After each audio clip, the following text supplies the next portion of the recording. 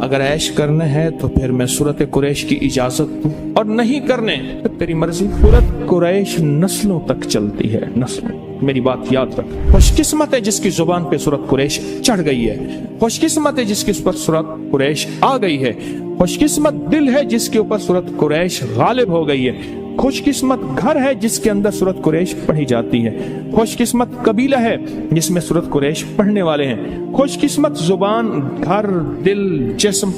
جہاں سورت قریش جاری ہوتی ہے، وہ خوش قسمت ہے۔ آپ کو یاد ہے جو بندہ کھانے کے بعد کھانے کی دعا پڑھ لے، الحمدللہ بھی کھانے کی دعا ہے، اور بھی دعائیں ہیں، اور ایک بار سورت قریش پڑھے گا، اللہ پاک جل شانہ کھانے کو زہر نہیں بنائے گا، صحت بنائے گا، کھانے کو بیماری نہیں بنائے گا، صحت بنائے گا۔ کھانا cholesterol, urea, uric acid, sugar, blood pressure, فلاں فلاں نہیں، اللہ اس کو صحت بنائے گا جو ایک بار پڑھے گا، اور اس کھانے سے جو طاقت ملے گی اللہ اس کو نور، نورانیت، روح، روحانیت، عبادت میں خرچ کرائیں گے جو ایک بار پڑھے گا۔ اور جو دوسری دفعہ پڑھے گا کھانے کے بعد، اللہ اس کے دسترخوان کو وسیع کرے گا، اس کا کھانا دے گا، اور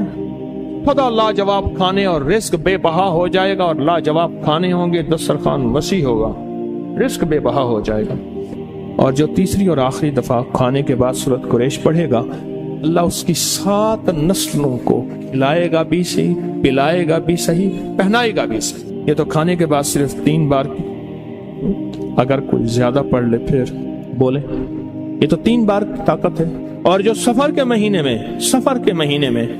اگر سورت قریش پڑھ لے اور طے کر لے کہ میں نے سورت قریش پڑھنی ہے، اس کی طاقت نسلوں میں چلتی ہے، نسلوں میں چلتی ہے، نسلوں میں چلتی ہے، نسلوں سے غربت، نسلوں سے فقر، نسلوں سے فاقے، نسلوں سے فقیری،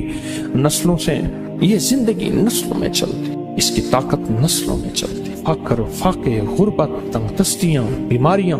تکلیفیں، ناکامیاں، مشکلات، مقدمات، قتل و غارت، حالات، تنگیاں، تنگ دستیاں، اس کی طاقت نسلوں میں چلتی ہے۔ یہ چیزیں ان سے نسلوں سے ختم ہوتی ہیں۔